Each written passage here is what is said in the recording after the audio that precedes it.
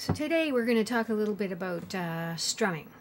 This is more a beginner's video, and I think what happens to a lot of people when they're teaching themselves to play guitar is that they will take out a song, learn some chords, get a song off the web or something, and essentially try to play through the whole song and start strumming and stop and start and stop when they're changing chords.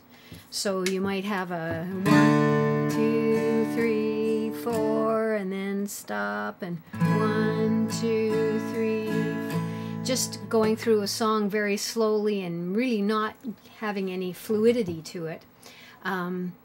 So what I want to show you today is a little a trick. Well, it's, I guess, just a tip in terms of switching chords, and we talked about one way to actually learn to get better at your chord transitions. What happens when you're strumming and you stop and wait to change the chord is that you're actually sort of kowtowing to this hand. You're sort of letting it decide when to start strumming, and you don't want to do that because this hand has to start to move more quickly. Even if it's not perfect, it has to start to move more quickly. So when we're, for instance, going from a D to an A, and you're just doing a simple strum pattern, instead of waiting and making an A and then strumming, keep the strum going. Always keep the strum going. So even if you're just fumbling around, eventually this hand will get faster and faster because it has to. So this hand will sort of force this hand to move more quickly. So that's one key to strumming and switching chords. The other issue that a lot of people have is how they interpret a strum, rather than what I was doing before, which is maybe, here's a strum, for instance, with a G, down, down, up, down, up, down.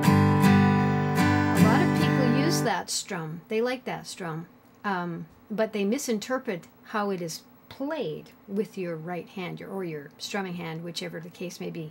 So a lot of people will do a down, they'll do a down, down, like this, like that. I can't even do it wrong.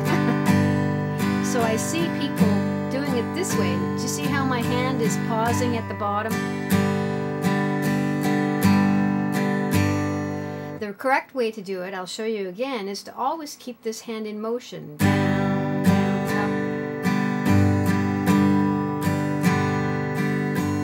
up. So the key to good strumming is to always keep this arm moving. And even when you're not hitting the strings, the idea is that you're keeping the groove. And a strum, a rhythm, is a body thing, not just an arm or a wrist thing. It's a full body thing. So if you ever watch people who really play guitar quite well, if you watch them strumming, this arm is always going. No matter what they're doing, it's always going, and it never pauses. And that's the key to maintaining a really good strum.